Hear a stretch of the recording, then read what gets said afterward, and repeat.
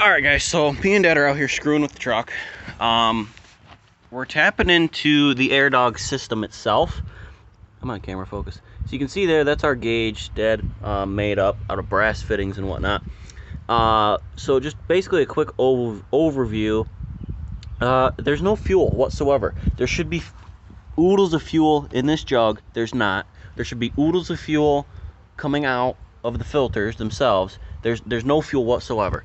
How my truck is running, we don't know. How it's even cranking, firing up, we don't know. Running on hopes and dreams. So we're gonna figure it out, hopefully. It barely starts, so it's... Yeah.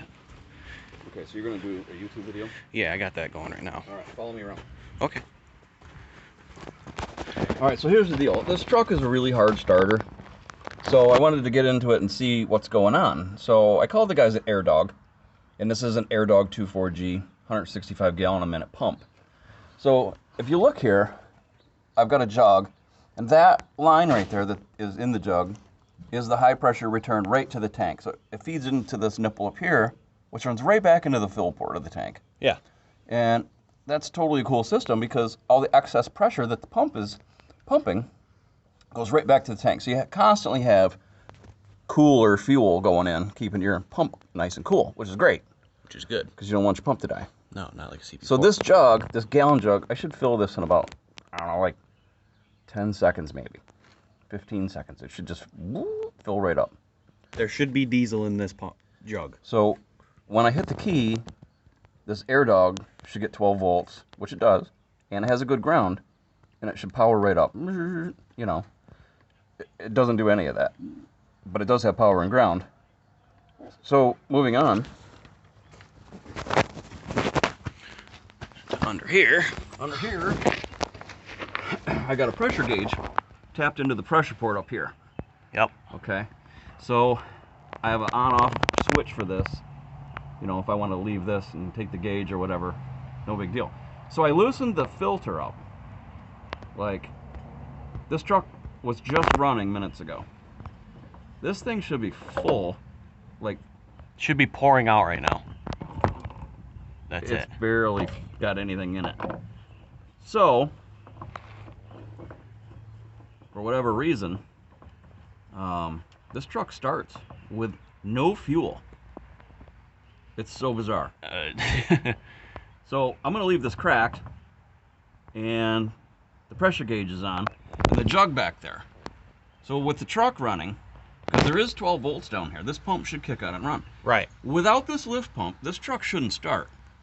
And it is. So my guess is somehow, magically, the CP3 injection pump is sucking enough fuel to get this thing running. And you can drive it down the road. Yeah, I can. It's bizarre. Full on, drive it down the road, 50 miles an hour going to work. Let me turn the key on. And I'll sit down here. Okay, key on. Keys on, grid heater, all that. Should hear that pump going. There's nothing. They're pretty quiet, but still, come on.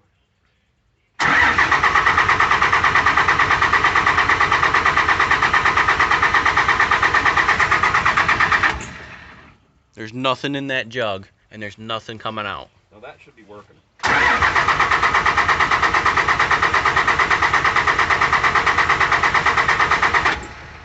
Now it's going to make a liar out of us.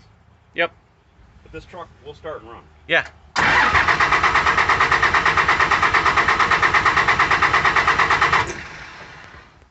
But either way, I should have fuel flowing right out of that filter. And there's no fuel whatsoever. There's no seepage, leakage.